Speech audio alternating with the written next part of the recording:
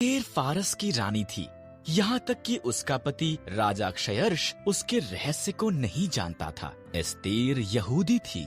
Esther का रिश्तेदार Mordecai महल में कार्य करता था और उसकी देखभाल भी करता था।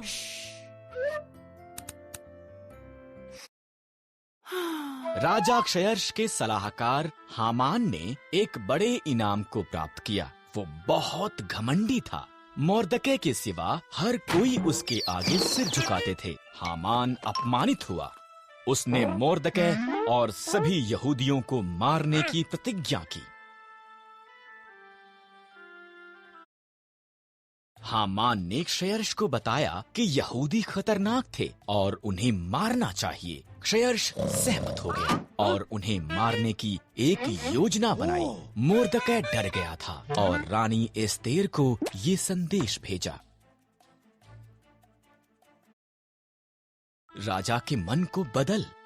मोर्दकै ने कहा, अगर मैं उसके निमंत्रण के बिना जाऊं तो वो मुझे भी मार देगा। एस्तेर ने जवाब दिया, शायद तो इसी पल के लिए रानी बनाई गई थी।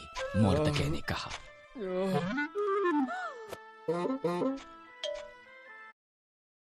एस्तेर साहस के साथ ये प्रयास करने के लिए सहमत हुई। वो सिंहासन के कमरे में गई। राजा क्षयर्ष उसकी सुंदरता से चकित हुआ और उसे अंदर निमंत्रण दिया। क्या हम हामान के साथ रात का खाना खा सकते हैं? उसने पूछा।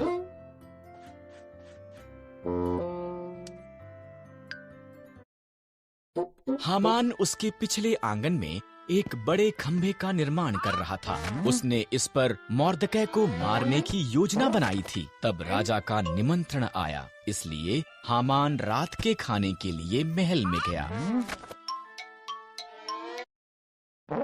एक मनुष्य मुझे और मेरे लोगों यहूदियों को मारना चाहता है, एस्तेर ने राजा क्षयर्ष को बताया। कौन ऐसी बात करेगा?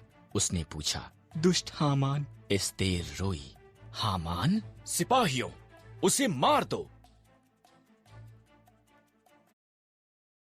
इस तरह हामान उसी खंभे पर टांग दिया गया जो उसने मोर्दकै के लिए निर्माण किया था। एस्तेर के कारण यहूदी बचाए गए थे। उन्होंने एक बड़ा त्योहार मनाया जिसका वो आज तक भी जश्न मनाते हैं।